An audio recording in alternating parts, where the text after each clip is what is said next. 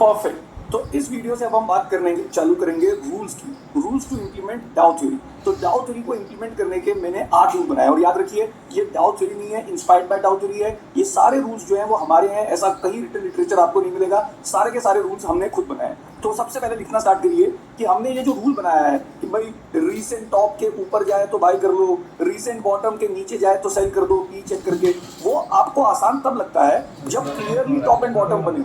अगर clear tops and bottom बने हैं तो डिसीजन लेना रिलेटिवली बहुत ईजी है, बट रियल लाइफ में प्रैक्टिकली इतने क्लियर टॉप एंड बॉटम नहीं बनेंगे। तो ये जो 8 रूल्स हम बनाने वाले हैं वो एक्चुअली पूरे के पूरे इसीलिए हैं ताकि आप क्लियर टॉप एंड बॉटम बना सकें और क्लियर टॉप एंड बॉटम के बाद हर एक आदमी सही डिसीजन ले सके। और इसमें ऐसा नहीं होगा कि ये सब्जेक्टिव है कि कोई ये स्टडी करके बोलेगा यहाँ बाय कर लो या कोई बोलेगा सेल कर लो, जो अधिकतर स्टडीज में होता है। यहाँ पर अगर हम बाय बोल रहे हैं तो सारे ही लोग जिन्होंने थ्योरी सीखी है सभी बाय बोलेंगे, और अगर सेल बोल रहे हैं तो सारे ही सेल बोलेंगे।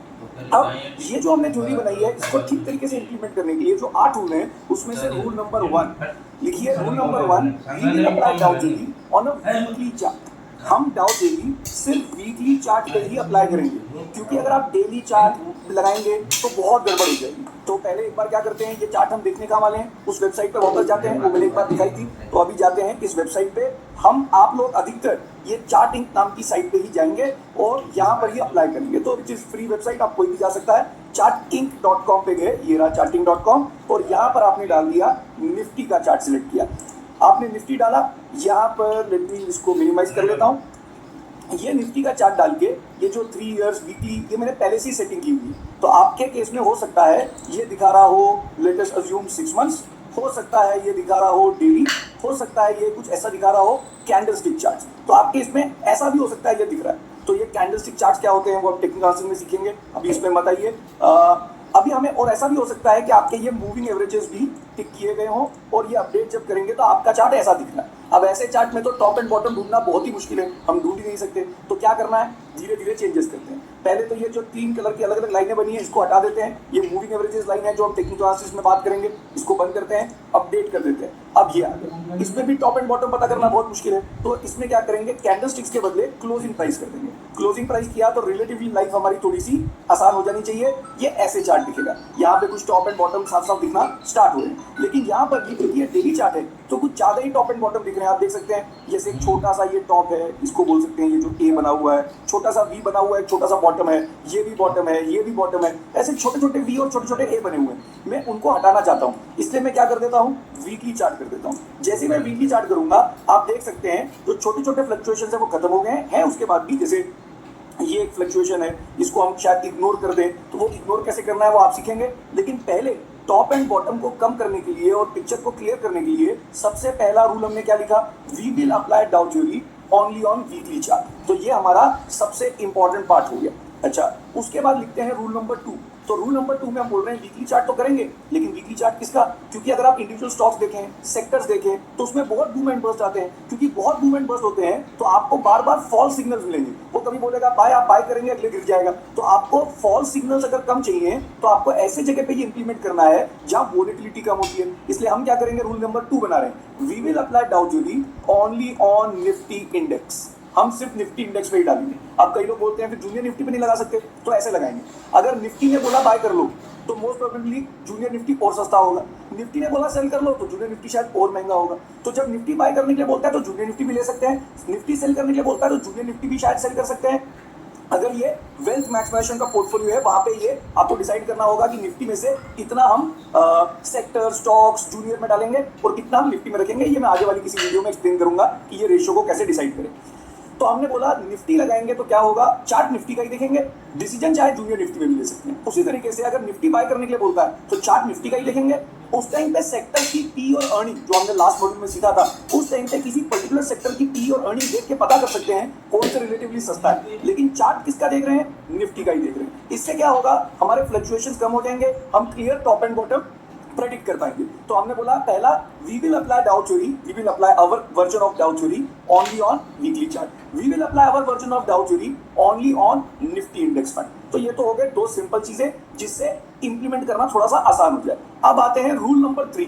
रूल नंबर 3 क्या करेगा, आपको प्रैक्टिकली कैसे इंप्लीमेंट करना है वो बताएगा, और जो काफी सिमिलर होगा लास्ट वीडियो से, तो मैंने उसमें समझाने की कोशिश की थी। अब वही चीज जो मैंने लास्ट वीडियो में समझाई थी वो मैं रूल बेस्ड लिख रहा हूँ। और रूल नंबर 3 क्या है कि कैसे डिसीजन लें कि आज बाय करना है या सेल करना है। तो सबसे पहले तो हमें क्या समझना है, रूल नंबर 3 क्या बोलता है। तो अधिकतर लोगों को मेन प्रॉब्लम क्या होगी स्टॉक मार्केट में, भाई चार्ट देखा, चार्ट देख के समझ नहीं पड़ेगा कि भाई वीकली चार्ट तो बन गया, निफ्टी पे लगा लिया तो चार्ट रिलेटिवली क्या हो गया, सिंपल हो गया। इसको एक बार ओपन कर लेते हैं हमारे charting.com पे जाके।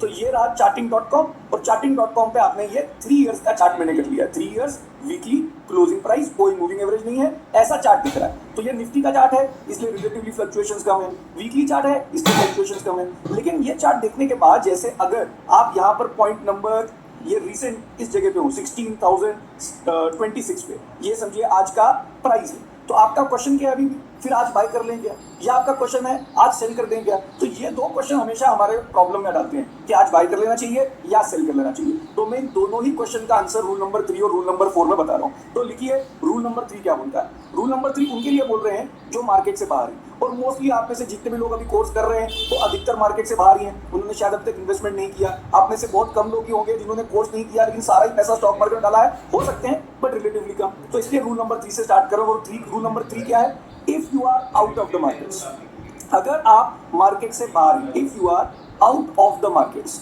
अधिकतर लोग मार्केट से बाहर हैं, तो if you are out of the markets तो आप क्या सोच रहे हैं, बाय कब करना है। आप ये तो सोच ही नहीं रहे कि सेल कब करना है, क्योंकि अगर आप मार्केट से बाहर ही हैं तो आपके लिए इंपॉर्टेंट पॉइंट है कि बाय कब करना है। 50% है तो वो बाद में बात करेंगे, बट मोर और लेस मैं क्या बोल रहा हूँ, अगर आप मार्केट से बाहर हैं तो सेल कब करना है ये तो क्वेश्चन ही नहीं है, आपके लिए क्वेश्चन है बाय कब करना है। तो आपको क्या याद रहना चाहिए, if you are out of the markets, कब बाय करेंगे आप, बेस्ड ऑन डाउ थ्योरी।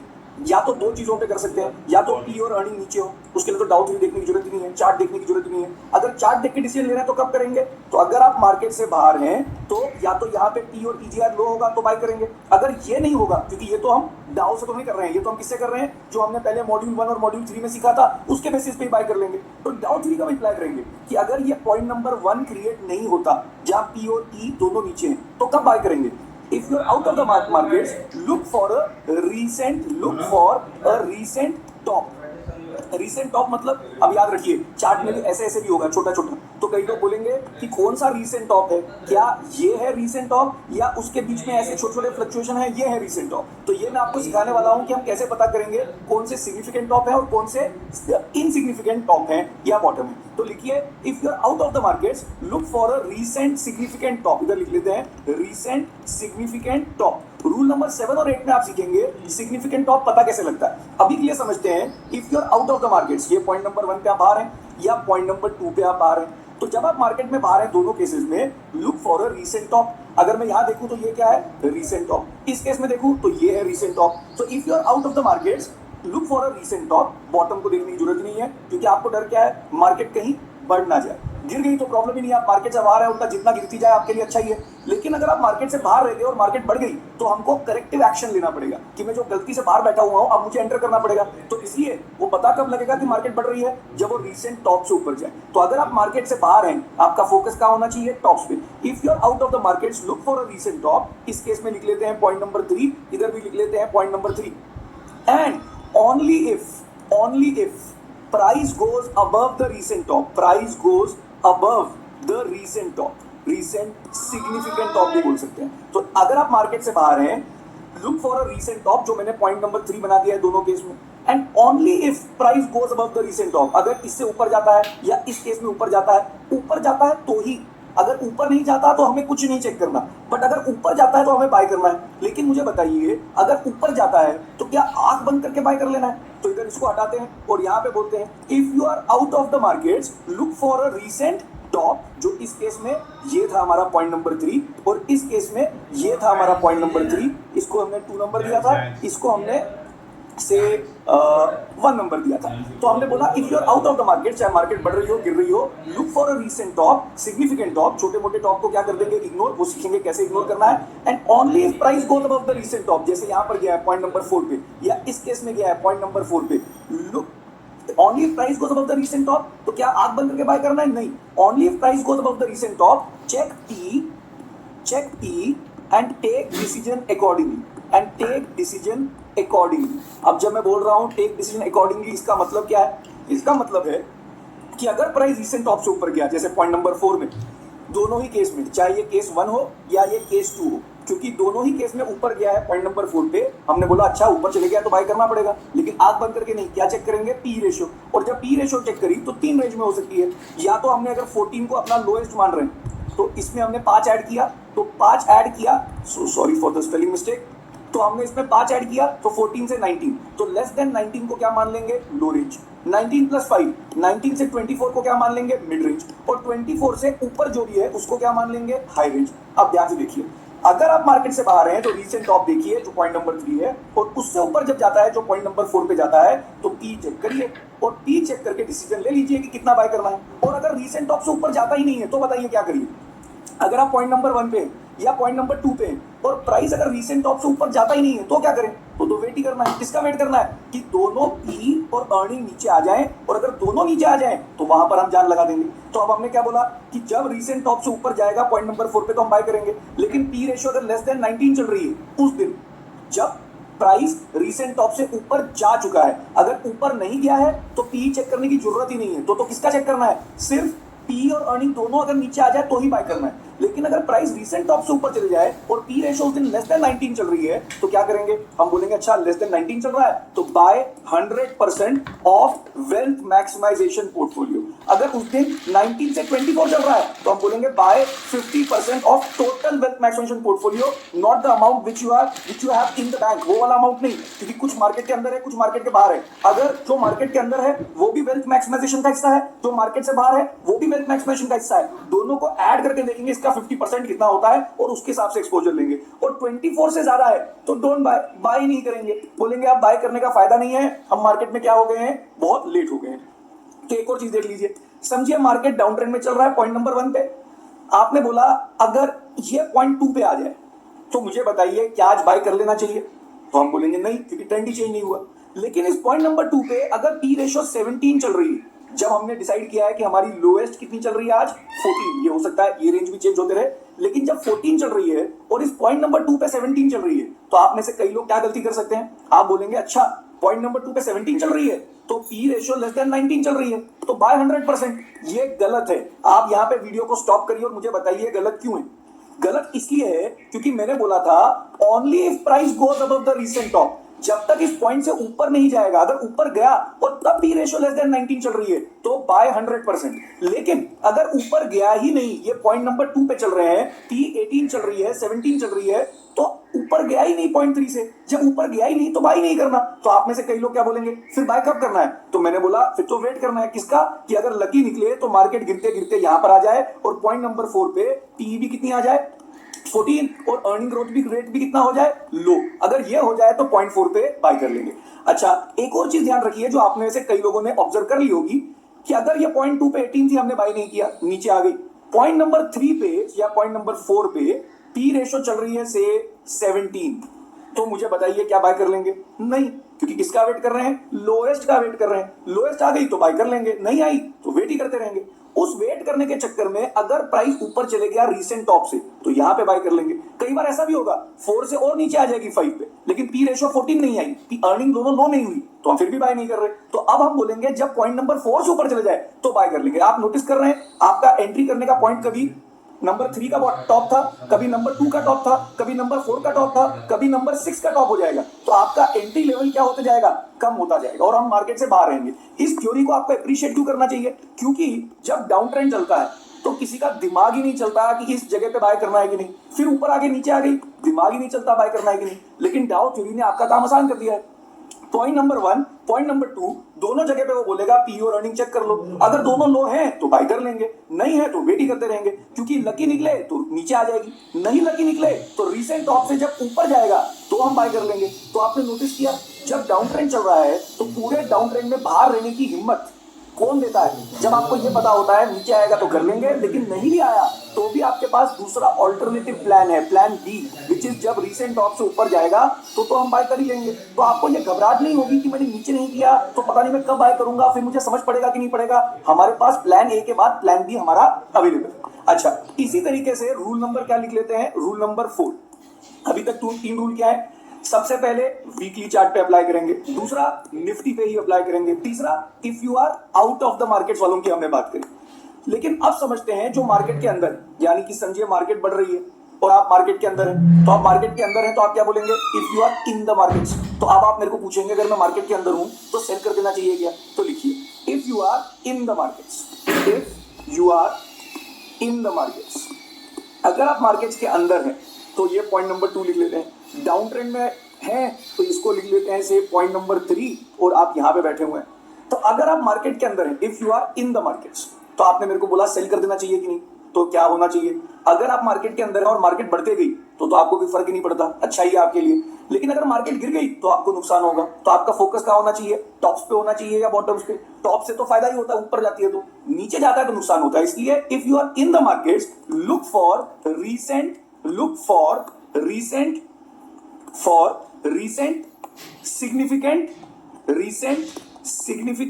बॉटम। सिग्निफिकेंट बॉटम क्यों बोल रहा हूं, छोटे मोटे वालों को तो क्या करना होगा, इग्नोर, जो बाद में सीखेंगे। वो इस केस में ये पॉइंट नंबर 3 है, इस केस में मान लेते हैं ये पॉइंट नंबर 4 है, ये आपके रीसेंट सिग्निफिकेंट बॉटम है। तो if you are out of the markets look for a recent significant bottom and only if capital में लिखिए, only if.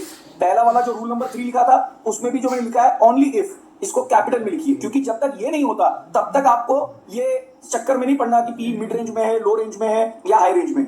Only if price goes below the recent bottom, price goes below the recent bottom, only if price goes below the recent bottom, check P and take decision accordingly. अभी मैंने rule number 3 और rule number 4 में जो लिखा है वो अभी जब मैं आपको चार्ट पर दिखाने की कोशिश करूंगा तो आपकी अंडरस्टैंडिंग बढ़ेगी, और जब प्रैक्टिकली इंप्लीमेंट करेंगे तो और बढ़ेगी। टेक डिसीजन अकॉर्डिंगली मतलब अगर यहां पर ये पॉइंट नंबर 5 पे वो पॉइंट नंबर रीसेंट बॉटम 4 से कहां जाता है, नीचे, या इस केस में पॉइंट नंबर 5 पे वो पॉइंट नंबर 3 से कहां जाता है, नीचे। तो हम बोल रहे हैं अगर आप मार्केट के अंदर हैं तो रीसेंट बॉटम देख लिया, इस केस में पॉइंट नंबर 3, इस केस में पॉइंट नंबर 4, और अगर प्राइस इससे नीचे चले जाता है तो पी चेक करके डिसीजन लीजिए। और वो पी क्या क्या हो सकती है, या तो वो हो सकती है लेस देन 19, या 19 से 24 आज की डेट में, या 24 से ऊपर। अब जब पॉइंट नंबर 5 पे लेस देन 19 होती है तो आप बोलेंगे डोंट सेल। अब सेल करने का फायदा नहीं है, कुछ ज्यादा ही गिर गई है, अब तो आप सेल करने गए तो बॉटम के नजदीक ही आ रहे हैं, मतलब बॉटम जरूरी नहीं कि वो हो, लेकिन हमारे हिसाब से वो बॉटम का एरिया मानेंगे। हो सकता है उसके बाद बहुत नीचे गिर जाए, लेकिन हम बोलते हैं आप बेचने का फायदा नहीं है क्योंकि आप लो रेंज में आ गए। अगर पी रेशियो मिड रेंज में है तो sell 50% of wealth maximisation portfolio. पूरे पोर्टफोलियो का जो हमारा 50% है, पूरे पोर्टफोलियो का, उसमें से हम 50% सेल करेंगे। अगर पहले से ही बाहर हैं तो और सेल करने की जरूरत नहीं है, अगर पहले से ही 50% बाहर ही हैं और 50% ही आपने इन्वेस्ट किया था। और 24 से ऊपर है तो sell 100% of wealth maximisation portfolio. अभी हमने 50 और 100 एकदम क्लियर रूल्स बना दिए हैं, बाद में कुछ छोटे छोटे वेरिएशन आगे वाली वीडियोस में देखेंगे, जब आप रियल लाइफ केसेस देखेंगे हमने कैसे डील किया यूक्रेन रशिया वॉर में, तो ये सब आप देखेंगे। तो हमने बोला कि एक रूल नंबर 4 लिख लिया और एक रूल नंबर 3 लिख लिया। अब रूल नंबर 4 और 3 को अगर प्रैक्टिकली देखना है तो क्या करते हैं, यहां पर जाते हैं और यहां पे देखिए, तो इसको मैं रिफ्रेश कर देता हूं और यहां पे बोलते हैं हम आज मार्केट के इस जगह पर। तो मान लेते हैं आप मार्केट से कहां है, बाहर। तो if you are out of the markets, rule number 3 पढ़िए।